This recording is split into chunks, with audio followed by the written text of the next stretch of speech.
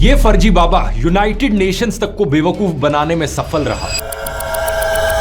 खुद का बनाया संविधान, खुद का झंडा, पासपोर्ट, यहां तक कि खुद का नेशनल एंथम भी बना डाला।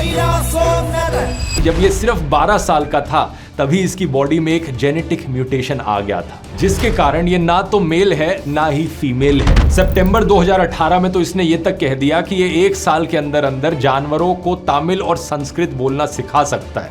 We are going to have bulls and cows which will talk to you very clearly, legitimately in Sanskrit and Tamil. सबको ऑफर किया गया है कि आप लोग जाकर इस देश की ई-सिटीजनशिप भी ले सकते हो, वो भी बिल्कुल फ्री में। सिर्फ कुछ क्लिक्स करो और आपको इस देश की सिटीजनशिप मिल जाएगी। नमस्कार दोस्तों, विजय माल्या और नीरव मोदी की कहानी तो हम में से हर कोई जानता है। वो लोग जिन्होंने हजारों करोड़ का घोटाला किया और देश छोड़कर भाग गए। लेकिन इमेजिन करो एक ऐसा फ्रॉडस्टर जो ना सिर्फ देश छोड़कर जाता है बल्कि बाहर जाकर अपना खुद का एक नया देश ही बना लेता है।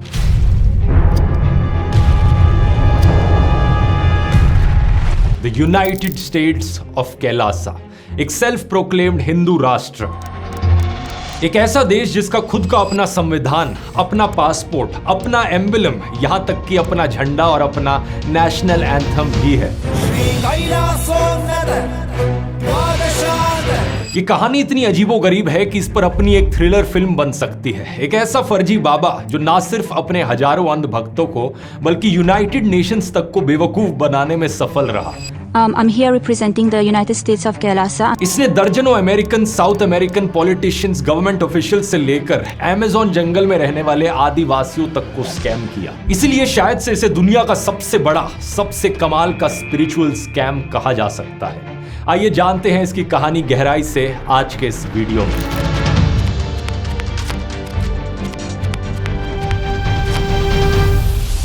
साल 2010 की बात है। इंडिया में एक वीडियो सामने आता है।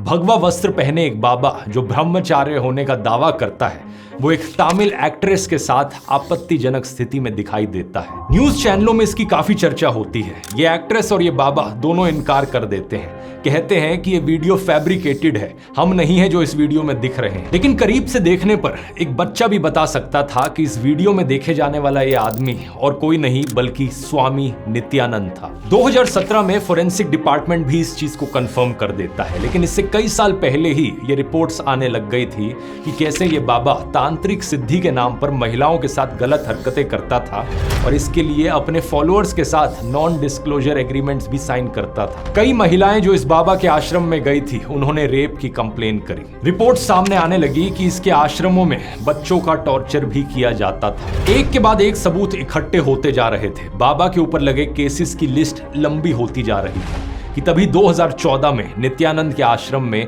एक 24 साल की महिला की मौत हो जाती है। A 24-year-old woman disciple who was with the Nitya ashram for 4 years has been found dead. उसकी मां आरोप लगाती है कि आश्रम ने उनकी बेटी का टॉर्चर किया और उन्हें मारा गया। लेकिन नित्यानंद की तरक्की पर इसका ज्यादा कोई असर नहीं पड़ा। उसकी फॉलोइंग बढ़ती गई, देश भर में फैलने लगी। तेलंगाना, गुजरात, उत्तर प्रदेश, उत्तराखंड, दिल्ली, देश के कई राज्यों में इसने अपने नाम पर प्रॉपर्टी खरीदी। लेकिन सवाल ये कि नित्यानंद इस पोजीशन तक पहुंचा कैसे था? आखिर कैसे इसके पीछे इतने भक्तों की लाइन लगी? असल में कहानी शुरू होती है दोस्तों तमिलनाडु में। 1 जनवरी 1978 अरुणाचलम राजाशेखरन नाम के एक बच्चे का जन्म होता है। असलियत में इसका बचपन कैसा बीता उसके बारे में ज्यादा कोई पब्लिक इंफॉर्मेशन अवेलेबल नहीं है। लेकिन नित्यानंद दावा करता है कि जब वो 10 साल का था तब अरुणाचला हिल पर मेडिटेशन करते हुए उसे पहली बार डिवाइन एक्सपीरियंस हुआ। कहा जाता है कि इसने मैकेनिकल इंजीनियरिंग में डिप्लोमा किया और सिर्फ 17 साल की उम्र पर ही इसने अपना घर छोड़ दिया था अपने गुरु की मौत के बाद। साल 2000 में इसके द्वारा अपना पहला आश्रम खोला जाता है तमिलनाडु में। लोगों को अपने जाल में फंसाना, अपना अंधभक्त बनाना कोई ज्यादा मुश्किल काम नहीं था, क्योंकि अपने भाषण बड़े ही एग्जैजरेटेड और एनिमेटेड तरीके से देता था। Every thought is independent, illogical, unconnected and unclutched, because the gap between two thoughts is too small. कई और फर्जी बाबाओं की तरह ये भी नाटक करता था कि इसके पास बड़ी जादुई और बड़ी रहस्यमयी शक्तियां हैं। अपनी सभाओं में ये बड़े बड़े दावे किया करता था कहता था कि ये कैंसर जैसी बीमारियां ठीक कर सकता है। इसके अलावा इंग्लिश में योगा और स्पिरिचुअलिटी भी पढ़ाने लगा। 2003 तक आते आते देश की कई जगहों पर साउथ इंडिया में इसके आश्रम खुल चुके थे। बेंगलुरु के पास बिडाडी में इसका एक बड़ा आश्रम खुलता है, नित्यानंद ध्यान पीठम। समय के साथ साथ लोग इसकी बातों में फंसते चले गए और ये और पॉपुलर होता गया। 2010 तक आते आते इंडिया के बाहर कई देशों में इसके मेडिटेशन सेंटर्स खुल चुके थे। अमेरिका के दर्जनों शहरों में इसके आश्रम मौजूद थे। लेकिन यही वो साल था जब वो वीडियो सामने आता है। शुरुआत में नित्यानंद ने इस वीडियो को फेक बताया और खुद को नपुंसक और वर्जिन कहा। झूठे एग्जैजरेटेड भाषण देने की आदत इस वक्त तक इतनी बढ़ चुकी थी कि इसे लगता था ये जो भी कहेगा इसके अंधभक्त उसमें यकीन कर लेंगे। इसलिए इस वीडियो के पॉपुलर होने के बाद ये दावा करता है कि जब ये सिर्फ 12 साल का था तभी इसकी बॉडी में एक जेनेटिक म्यूटेशन आ गया था, जिसके कारण ये ना तो मेल है ना ही फीमेल है। असल में नित्यानंद का ये वीडियो आरती राव नाम की एक महिला ने रिकॉर्ड किया था जो उसकी फॉलोअर थी। I took Nityananda's permission to place an air purifier in his room in December 2009. The air purifier came with a hidden camera which was motion activated. America में रहने वाली आरती राव ने आरोप लगाया था कि नित्यानंद ने 5 साल तक उनका रेप किया था। यहीं से ही इस फर्जी बाबा की पोल खुलनी शुरू हो गई थी। बचने के लिए नित्यानंद हिमाचल प्रदेश में एक सीक्रेट लोकेशन पर जा पहुंचा, लेकिन पुलिस ने इसे ढूंढ निकाला और वहां से गिरफ्तार कर लिया। 50 से ज्यादा दिन तक ये जेल में रहा। किसी और देश में होता तो नित्यानंद की कहानी का दी एंड यहीं पर हो जाता, लेकिन इंडिया में ऐसे फर्जी बाबाओं के पीछे पागल भीड़ की कोई कमी नहीं है। आसाराम से लेकर राम रहीम तक ऐसे कई सारे उदाहरण हैं फर्जी बाबाओं के, जिनके अंधभक्त दोषी ठहराए जाने के बाद भी उन्हीं के पीछे पागल बने रहते हैं। नित्यानंद का केस भी इससे अलग नहीं था। जेल से रिहा किए जाने के बावजूद भी इसकी सभाओं में हजारों लोगों की भीड़ आ रही थी। नित्यानंद ने अपने खिलाफ एक्शन को बड़ी चालाकी से हिंदू धर्म और एक हिंदू गुरु के ऊपर हमले की तरह दिखा दिया। इसका बिजनेस फिर से चालू हो गया, लेकिन 2014 में फिर खबर आती है आश्रम में 24 साल की महिला की मौत। The mysterious and sudden death of a 24-year-old woman inside controversial Godman Nityanand's ashram has put him in the center of a controversy once again. Popularity पर कोई असर नहीं पड़ा, लेकिन धीरे धीरे रेप केसेस में शिकंजा कसने लगा था। इस मर्डर और रेप केस के ट्रायल को टालने की हर कोशिश करी नित्यानंद ने, लेकिन अंत में 2018 में जाकर इस केस का ट्रायल शुरू हो जाता है। इसी समय के बीच वो देश से भागने की प्लानिंग करने लगा। अगस्त 2018 नित्यानंद ने अपने करीबी भक्तों में शामिल सारा लैंड्री नाम की एक महिला के जरिए कनाडा में पॉलिटिकल असाइलम पाने की कोशिश की। ये औरत खुद कनाडा में रहती थी और एक बहुत बड़ी फॉलोअर थी नित्यानंद की। लेकिन जब सारा को पता चला कि नित्यानंद के स्कूल में बच्चों को भूखा रखा जाता है, उन्हें एक दूसरे को पीटने पर मजबूर किया जाता है, तो उनकी आंखों से नित्यानंद की अंधभक्ति की पट्टी खुल गई। जैसे जैसे आरोप बढ़ते रहे, नित्यानंद की फेंकने की आदत भी बढ़ती रही। सितंबर 2018 में तो इसने ये तक कह दिया कि ये 1 साल के अंदर अंदर जानवरों को तमिल और संस्कृत बोलना सिखा सकता है। We are going to have bulls and cows which will talk to you very clearly, legitimately in Sanskrit and Tamil. इसने कहा कि मैंने जानवरों को ये सिखाने के लिए एक सॉफ्टवेयर डेवलप किया है। I am declaring after testing this software yesterday, it was perfectly working. Within a year, I'll establish this. एक दूसरे इंस्टेंस में ये राजीव मल्होत्रा के साथ बैठकर एक बहुत ही अजीबोगरीब बिजनेस आइडिया रखता है। दोनों बात करते हैं कि कैसे बिल गेट्स और वॉरेन बुफे के लिए इनके पास एक प्रपोजल है। The proposal is we go to Bill Gates and say you got 100 billion. Out of the 100 billion, you give 50 billion to us in trust to be given to you in your next life when we find you. Because it is possible you may be born very poor. If we do little more research and establish the authority, We can do that. it is possible. Yeah. वो लोग अपनी संपत्ति इसे एक पुनर्जन्म trust के जरिए दे दे और अगले जन्म में ये सारी वेल्थ ट्रांसफर कर देगा उनको जब अगले जन्म में पैदा होगा। तो इन दोनों ने ये तक कहा कि इनकी आत्मा पर जीपीएस लगाकर ये तक पता लगाया जा सकता है कि अगले जन्म में इनकी आत्मा कहाँ जन्म लेगी। We'll follow the Jeevatma GPS and where he's born, they'll go there and give him his money and say we are authorized, we have qualified, this is how it works, and 25% is ours. If the guy wants to be born in a particular place of his choice, then the fee is 50%. लोगों को बेवकूफ बना बनाकर ये इतना confident हो गया था कि इसे लगने लगा ये अब बिल गेट्स और मुकेश अंबानी को भी बेवकूफ बना सकता है अपनी बिलियंस ऑफ डॉलर्स की वेल्थ इसे देने को। बताओ जरा। नित्यानंद ने एल्बर्ट आइंस्टाइन के फॉर्मूला E = mc² को भी गलत घोषित कर दिया। Scientists and their theories I am debunking. E = not mc². अभी मैं गाली नहीं दे सकता, फैमिली देखती है, वरना मैं ऐसे इसकी ये सारी बातें सिर्फ हंसने वाली नहीं थी, कुछ बड़ी खौफनाक भी थी। जैसे कि एक बार इसने कहा कि दुनिया के 20% लोग कोई जिम्मेदारी नहीं उठाते, उन्हें एलिमिनेट कर देना चाहिए, और ऐसा करना वायलेंस नहीं होगा बल्कि सर्जरी होगा। 100 people are living in a community. 80 people are very responsible. 20 people are not responsible. But if that becomes 80, need to be eliminated. Eliminated. लेकिन इन बड़े बड़े दावों के बीच इंडिया में नित्यानंद का एम्पायर ढहता जा रहा था। 2019 में तमिलनाडु के जनार्दन शर्मा, जो नित्यानंद के भक्त थे, उन्होंने आरोप लगाया कि नित्यानंद ने उनकी 2 नाबालिग बेटियों को अहमदाबाद में अपने आश्रम में बंदी बनाया हुआ है। नित्यानंद पर किडनैपिंग का एक और केस लगा। इसे 50 से ज्यादा बार सुनवाई के लिए कोर्ट बुलाया जाता है, लेकिन ये कोर्ट नहीं जाता। नवंबर 2019 में गुजरात पुलिस इसे गिरफ्तार करने के लिए इसके आश्रम पहुंचती है, लेकिन वहां इसका कोई अता पता नहीं मिलता। बाद में पता चलता है कि नित्यानंद देश छोड़कर भाग चुका था। देश से भागने के बाद नित्यानंद एक वीडियो जारी करता है जिसमें वो कहता है वो खुद भगवान शिव है। Now nobody can touch me. I can tell you the truth. I am Paramashiva.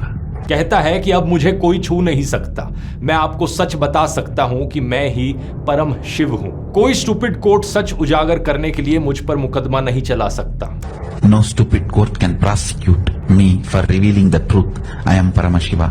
इसके कुछ ही दिन बाद दिसंबर 2019 में नित्यानंद ऐलान करता है कि उसने अपना एक अलग देश कैलासा बना लिया है। We already have a sovereign territory for Kailasa. इस देश का मकसद है हिंदू सिविलाइजेशन को रिवाइव करना। नित्यानंद कहता है कि हिंदू खतरे में है। Criminally negligent Hindus are not realizing the anti-Hindus are attacking the real Hindus because he stood for the Hindus and stick his neck out, his head was cut. That's all. वही घिसी पिटी script का इस्तेमाल किया जाता है। सोचकर देखो दोस्तों, जब हमारे नेता लोग हिंदुओं को खतरे में बताकर अपनी दुकान चला सकते हैं, तो ये फर्जी बाबा क्यों नहीं। ये कहता है कि मैंने कैलासा नाम अपने देश का तिब्बत की कैलाश पर्वत के नाम पर रखा है, जिसे हिंदुओं में पवित्र माना जाता है। अखबारों में रिपोर्ट्स आने लगती हैं कि नित्यानंद ने साउथ अमेरिकन देश इक्वाडोर के पास एक आइलैंड खरीदा है और यहीं पर अपना नया देश बसाया है। बाद में एक खबर जब इंटरनेशनल लेवल पर फैलने लगी तो इक्वाडोर की सरकार ने इससे इनकार कर दिया। इक्वाडोर की सरकार ने कहा कि नित्यानंद हमारे देश में आया जरूर था, देश में असाइलम मांगने की कोशिश भी की थी, लेकिन हमने उसे ना तो असाइलम दिया और ना ही आज वो हमारे देश में मौजूद है। मीडिया में खबरें चलने लगी तो सवाल उठा, एक्चुअली ये स्वामी नित्यानंद है कहां पर। 2 साल पुराने इस आर्टिकल को देखिए। इंडिया की फॉरेन अफेयर्स मिनिस्ट्री के अधिकारियों का मानना है कि एक्चुअली में इसने कोई आइलैंड नहीं खरीदा, असल में ये अमेरिका में छुपा हुआ है। ये कैलिफोर्निया में अपना एक बेस बनाने की कोशिश कर रहा है और यहाँ के सैन होजे में इसका एक बड़ा ऑफिस है। मनी कंट्रोल की इस रिपोर्ट के मुताबिक नित्यानंद इंडिया से भागकर गोरखपुर के रास्ते से पहले नेपाल पहुंचा था। नेपाल में इसने अपना एक नया फेक पासपोर्ट बनवाया जिससे ये अमेरिका पहुंचा और अमेरिका में नित्यानंद वहां रहने वाले एनआरआई से मिला और कैलासा के नाम पर पैसे मांगे। अमेरिका और कनाडा जैसे देशों में भी इसके बहुत से अंधभक्त मौजूद थे, उनको बेवकूफ बनाने की कोशिश करी इसने। कई लोगों को तो इंस्टेंटली समझ में आ गया कि ये नित्यानंद एक नंबर का फ्रॉड है, लेकिन कुछ लोग ये हिंदू सिविलाइजेशन को रिवाइव करने की बातों से, हिंदू खतरे में है की बातों से इतना प्रभावित थे कि वो इसकी बातों में आकर फंस गए और इसको करोड़ों रुपए डोनेट कर दिए। मुझे तो समझ में नहीं आता कि लोग जादू टोना की इन बातों से इतना प्रभावित कैसे हो सकते हैं। पता नहीं क्या मिरेकल ये एक्सपेक्ट करते हैं कि एक बाबा कर देगा। एक चीज यहां पर मेरे से लिख कर ले लो, अगर किसी दिन कैंसर का क्योर निकलता है, कोई बाबा उस क्योर को नहीं निकालेगा, साइंस और रिसर्च की मदद से ही वो क्योर सामने आएगा। इसलिए इन फर्जी लोगों पर उम्मीद रखने से अच्छा है अपने ऊपर कॉन्फिडेंस रखो, अपने ऊपर पैसे इन्वेस्ट करो, नई स्किल सीखने में, नॉलेज गेन करने में। इससे आपका भी भला होगा और दुनिया का भी भला होगा। जैसे कि एआई की फील्ड में अगर आप अपने आप को अपस्किल करना चाहते हो तो आप ज्वाइन कर सकते हो मेरी एआई मास्टर क्लास, एक लाइव वर्कशॉप जहां मैं पर्सनली आकर आपको वो सारे एआई टूल्स सिखाता हूं जो आज दुनिया को बदल रहे हैं। 25 से ज्यादा एआई सॉफ्टवेयर्स जो आपकी प्रोडक्टिविटी बढ़ा सकते हैं, जिनके जरिए आप एआई फोटोज वीडियोस बनाना सीख सकते हैं, एआई के जरिए प्रेजेंटेशंस और वेबसाइट्स बनाना सीख सकते हैं। हजारों लोग इसका ऑलरेडी फायदा उठा चुके हैं। स्क्रीन पर आप देख सकते हैं उन लोगों के रिव्यूज जिन्होंने इसे पिछले महीने अटेंड किया था। यहाँ आपको स्टेप बाय स्टेप डेमोज मिलेंगे, एक 30 पेज की बोनस चीट शीट पीडीएफ मिलेगी, प्लस पूरी वर्कशॉप की रिकॉर्डिंग अगर आप लाइव इसे अटेंड नहीं कर पाते तो। इसकी कॉस्ट सिर्फ 2 मूवी टिकटों जितनी है और 74% लोग जिन्होंने इसे पिछले महीने अटेंड किया था उनका कहना है कि इस मास्टर क्लास से उनको कहीं ज्यादा और वैल्यू मिली जितना पैसा उन्होंने इसमें इन्वेस्ट किया था। तो अगर आप इंटरेस्टेड हैं इसे ज्वाइन करने का लिंक नीचे डिस्क्रिप्शन में मिल जाएगा, या फिर आप इस QR कोड को भी स्कैन कर सकते हैं। अब अपने टॉपिक पर वापस आते हैं। वो लोग जिन्होंने करोड़ों रुपए खर्च किए नित्यानंद के फ्रॉड को फंड करने के लिए। इनमें से एक नाम इंडिया की टॉप IT कंपनी के फॉर्मर CEO का भी था, जिनका कहना था कि नित्यानंद एक क्रिमिनल नहीं है बल्कि हिंदू धर्म का प्रचारक है। एंटी हिंदू फोर्सेस इसके खिलाफ लगी हुई हैं। सोचकर देखो दोस्तों, कितना आसान है बेवकूफ बनाना ऐसे लोगों को। चाहे आप कितने भी बड़े मर्डरर, रेपिस्ट, आतंकवादी क्यों ना हो, इन लोगों को जाकर कहो भाई मैं तो हिंदू धर्म का प्रचारक हूं,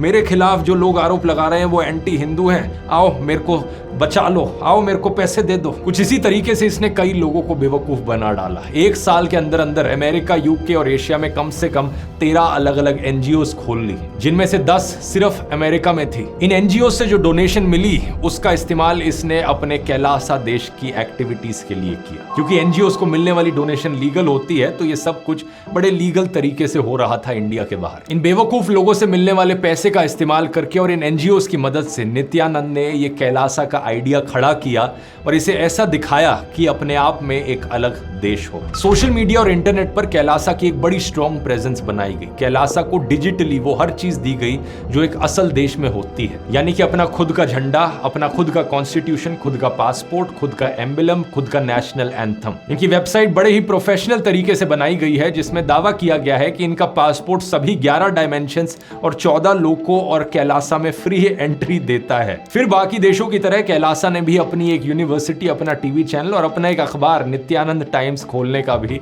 दावा किया। इनकी वेबसाइट पर जाकर आप आज भी देख सकते हो कि कैलासा का खुद का एक रिजर्व बैंक और करेंसी होने का भी दावा किया जा रहा है। इनकी करेंसी है कैलासियन डॉलर। इनका कहना है कि हर कैलासियन डॉलर 1 तोला सोने के बराबर है। The Reserve Bank of Kailasa is a legitimate body, exists in that country, functions there.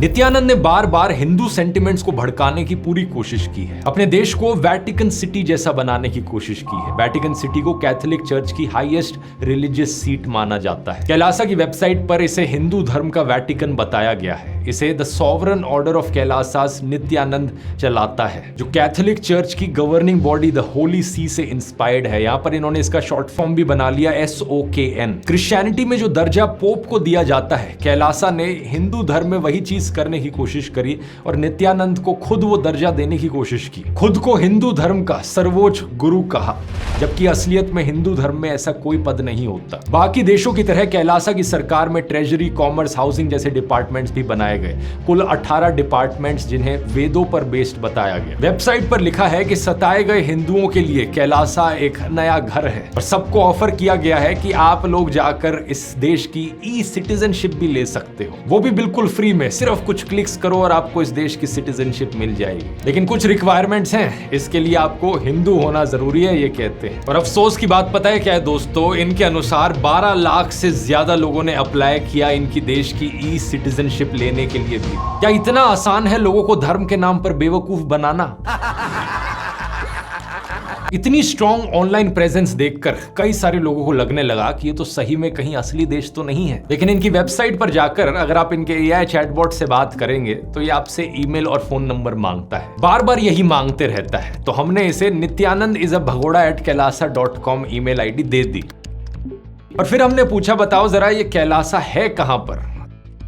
तो जवाब में सिर्फ एरर लिखा आता है इस AI चैटबॉट में। लेकिन ये कहानी सिर्फ इस ऑनलाइन प्रेजेंस तक खत्म नहीं होती। नित्यानंद दूसरे देशों में अपने कैलासा देश के डिप्लोमैट्स भी भेजने लगा। ये किया गया ताकि इंटरनेशनल लेवल पर इसे क्रेडिबिलिटी मिल सके। ये डिप्लोमैट्स नित्यानंद के सबसे वफादार अंधभक्त होते हैं। झूठी कहानियां और झूठे क्लेम्स के बल पर ये कई दूसरे देशों के अधिकारियों से मिलने में सक्सेसफुल भी रहे और इन मीटिंग्स की तस्वीरें खींचकर सोशल मीडिया पर डाला गया, जिससे कि कैलासा को ऐसा दिखाया जा सके कि इंटरनेशनल रिकॉग्निशन यहां मिल रहा है। इस स्कैम अपनी चरम सीमा पर तो तब पहुंचा जब फरवरी 2023 में यूनाइटेड नेशंस की एक मीटिंग में विजय प्रिया नित्यानंद को भेजा गया, जिसने खुद को यूनाइटेड नेशंस में कैलासा का परमानेंट एम्बेसडर बताया। इस औरत ने यूनाइटेड नेशंस की कॉन्फ्रेंस में जाकर कहा कि कैलासा हिंदुओं का पहला सॉवरन देश है और इंडिया नित्यानंद को प्रताड़ित कर रहा है। Kailasa is the first sovereign state for Hindus, which is established by the Supreme Pontiff of Hinduism, Nityananda Paramashivam. The Supreme Pontiff of Hinduism and Kailasa have gone through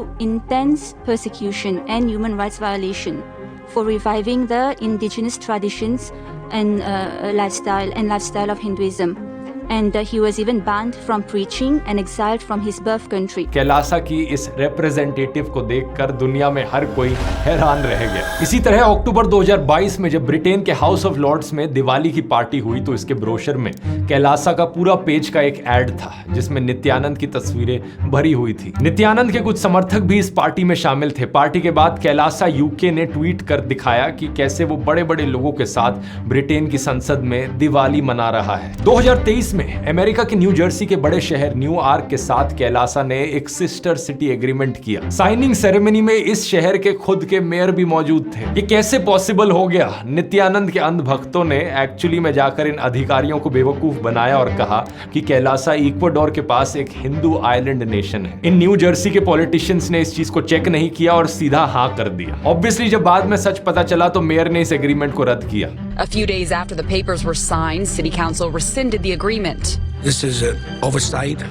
लेकिन कैलासा ने अपनी वेबसाइट पर इस सिस्टर सिटी एग्रीमेंट को ऐसा दिखाया मानो जैसे अमेरिका ने इस पूरे देश को ही रिकॉग्नाइज कर दिया। 2023 में ही नित्यानंद के अंधभक्त पैराग्वे सरकार के एक अधिकारी को भी बेवकूफ बनाने में सफल रहे। उस अधिकारी के साथ बात करके कैलासा के लिए एक मेमोरेंडम ऑफ अंडरस्टैंडिंग साइन करवाया गया। इसमें एक क्लॉज था कि पैराग्वे का देश कोशिश करेगा कि कैलासा को यूनाइटेड नेशंस जैसी इंटरनेशनल बॉडीज में रिकॉग्निशन और जगह मिल सके। Paraguay agreed to explore diplomatic relations with Kailasa and support the admission of Kailasa as a sovereign nation. Meanwhile, Kailasa would offer help to Paraguay too in a variety of issues, including irrigation. हालांकि यहाँ पर भी बाद में जब ये खबर public हुई तो इस अधिकारी को फायर कर दिया गया अपनी जॉब से। अब समझ सकते हो दोस्तों, कुछ इसी तरीके से नित्यानंद के लोग खुद को हिंदू धर्म का रिप्रेजेंटेटिव बताकर पूरी दुनिया को स्कैम कर रहे थे। धीरे धीरे इनका कॉन्फिडेंस इतना बढ़ने लगा कि ये सच में अपना देश बसाने की प्लानिंग करने लगे। इन सारी इंटरनेशनल मीटिंग्स और इतनी स्ट्रॉन्ग ऑनलाइन प्रेजेंस के बाद कैलासा के देश के पास बस एक चीज की कमी थी और वो चीज थी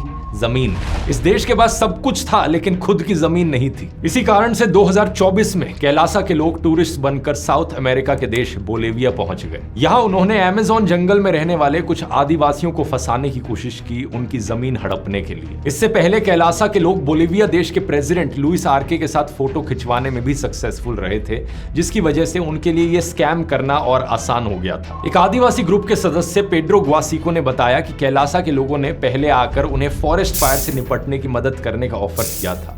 इसके बाद वो जमीन लीज पर लेने की बात करने लगे और पेड्रो का ग्रुप 25 साल की लीज के लिए तैयार हो गया। इस लीज के बदले उन्हें हर साल $2 लाख देने का प्रॉमिस किया था कैलासा के लोगों ने। जो जमीन यहाँ लीज पर ली जा रही थी अमेज़न जंगल में, वो नई दिल्ली से 3 गुना ज्यादा बड़ी जमीन थी। लेकिन जब कैलासा के लोग लीज एग्रीमेंट साइन करने के लिए लाए, उसे इंग्लिश में बनाया गया और लीज 25 सालों के लिए नहीं 1000 सालों के लिए लिखी गई उस एग्रीमेंट में। इसके अलावा इस एग्रीमेंट में लिखा गया कि कैलासा को इन इलाकों में पूरी सॉवरेनिटी और ऑटोनॉमी दी जाएगी।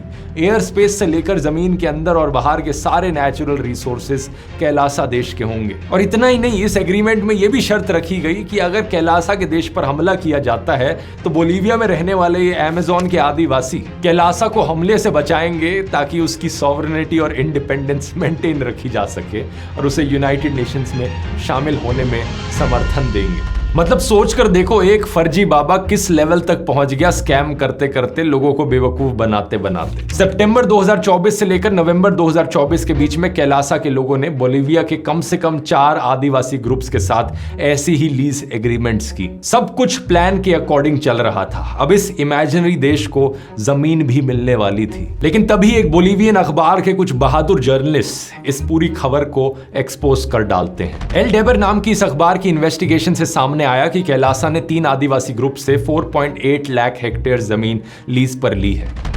इस पूरे स्कैम की एग्जैक्ट जानकारी बोलिविया के सभी देशवासियों के सामने लाकर रख दी और इसका असर यह हुआ कि बोलिविया की सरकार ने इन सभी लीज एग्रीमेंट्स को रद्द कर दिया।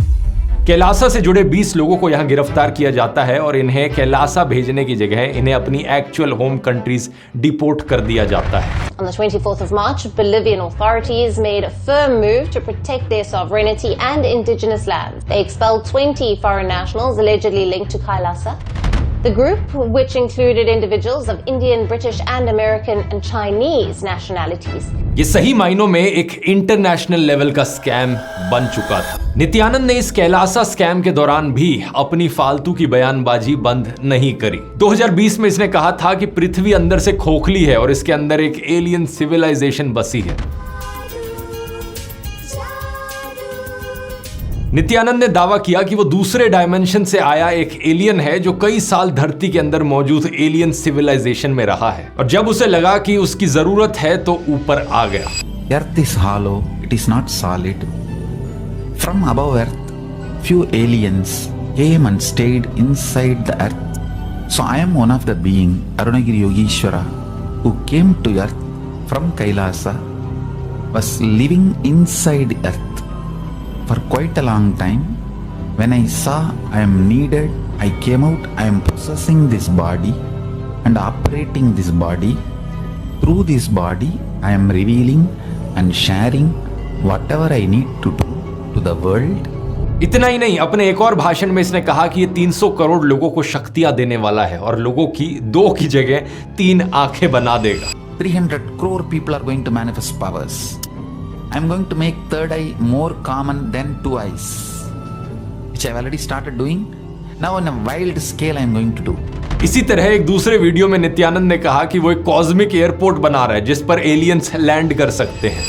I am literally establishing a powerful high frequency zone where all the high frequency beings can land.